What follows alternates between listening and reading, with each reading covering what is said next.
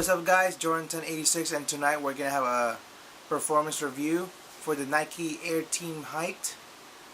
And for all your sneaker needs, all your performance reviews as well, you could just go visit Nightwing2303.com. And without wasting too much of your guys' time, here it goes.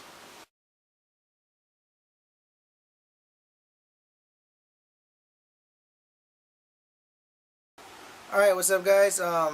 This will be, I'm trying to do the Nightwing 2303 style of review by focusing the shoe. I'm just trying it out for this shoe, but anyways, like I said from my previous reviews, this Nike Air Team Hype, I like the design. Pretty much like it. It's pretty much simple for the price that I paid for, which was, like, if I remember correctly, $54.99. I bought this at the Nike outlet in Camarillo, California. I think I decided to buy this shoe together with the CP2 Quick. They were both on sale, so it's like I took advantage of it. I like the design. I tried it on. At first it felt comfortable, and for the price that I paid for, it was really good. I decided to buy it. It's just a simple black and blue colorway.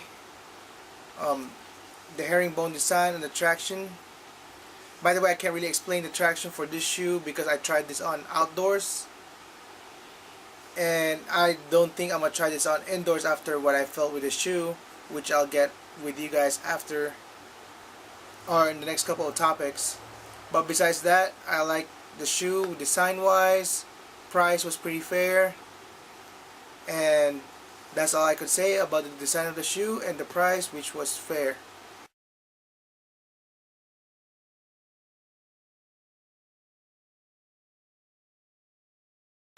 Alright, next thing I'm going to talk about is the fit, comfort, and support of the shoe. Fit is true to size. I like the fit of it. It's also good for people with, like I said, semi-wide feet, I guess. But for the comfort of the shoe, I would say this shoe is not really comfortable. It hurts, especially you see the insole. It's pretty much like those like cheap foam that they use. This is what I feel. I don't know what's the material called because like I'm trying to look for information about the shoe. This midsole didn't really do its job. It was like hurting. I should have changed the insoles. The ones that I use, I keep on forgetting the name of the insoles that I use, but I bought them at Foot Locker, the insoles, and I should have changed. I should have put it in this shoe, but it was already too late since I was playing it. So the comfort wise, it was hurting me. The midsole wasn't really doing its job, and also for the comfort, this shoe is really stiff. So it's like leather. All that's like, it's not really flexible. If you see, it's like I'm having a hard time flexing it. It's not really flexible. So when I was trying to do sprinting, it was hurting me on this part because it's not really doing its job like with the flexing. So it's really hard. And for the support wise, since it's high top, like I felt the support of the ankle, especially like the thickness of the foam there. It really did its job. Like, you know, it was comfortable as well on this area since there's a lot of cushioning. As well for the comfort, like there's not a lot of cushion in the toe box for me, so that's why like when I was trying to do stops or like jab step, like I was trying to do a jab step, like I'm practicing to be a guard, so it's like it was hurting me on the toe box area. There's not a lot of cushioning inside, so it reminded me of the LeBron 9 where by the big toe, every time it hits, it hurts. I have to stop, and that's about I could explain it for the shoe. And also like this air sole unit, what they call it, like I researched it on Kohl's, I guess, online or on mobile. The impact on this one, it's not really doing its job. It still hurts. I don't know if it's the insole or if it's the unit here that's like really doing its job, because I thought it was an Air Max unit. It looks like an Air Max, but like according to Kohl's, I don't know if I was being misinformed. So I couldn't find any details about it online, but it's not really doing its job, especially on the heel. So from my heel to midfoot all the way to the toe, it hurts. So I won't really recommend this to a guard. I would probably mostly recommend this to like forwards or anything, but it will hurt your feet either way.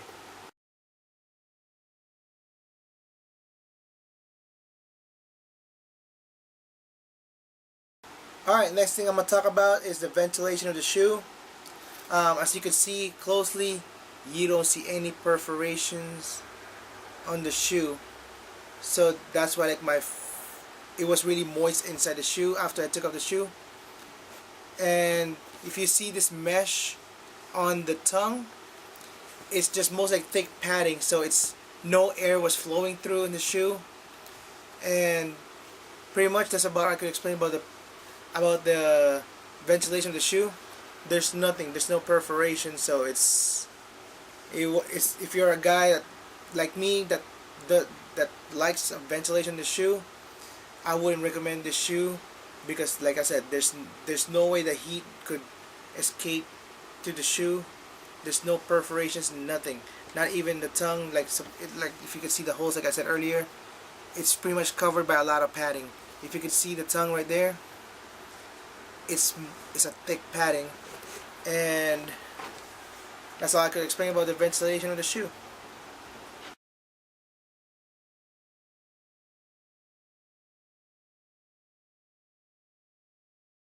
Alright, I'm going to talk about the traction of the shoe, even though I said I wouldn't explain it because I use this outdoor. But let me explain like one thing about this. If you see these spaces, like I thought it was supposed to be like it will help with the flexibility of the shoe. It's not really helping, it's not really doing its job.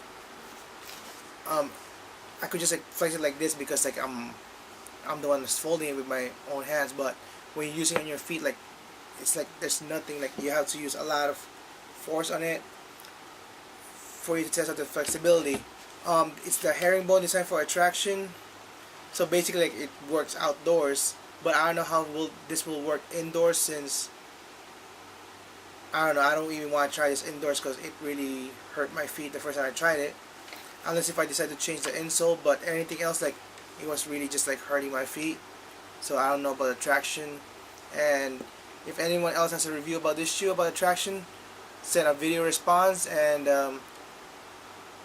I'll definitely listen to how the traction went on an indoor court. Guys, this one quick look on the Nike Air Team Hyped. If you heard my review about this shoe, it's mostly negative.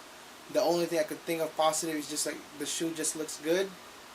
It's high top, so I felt the support because there's a lot of cushioning here too, on the side and on the tongue. Other than that, it's mostly negative about the shoe. I didn't really like the material. Like it's not really, it is durable, but it's not flexible, so I don't think like a lot of guards will like this shoe.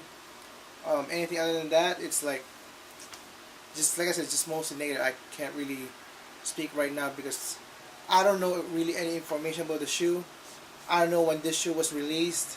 I just picked it up at Nike outlet store in Camarillo, in the Camarillo outlet. I just found it on one of those shelves that are like, you know, for sale.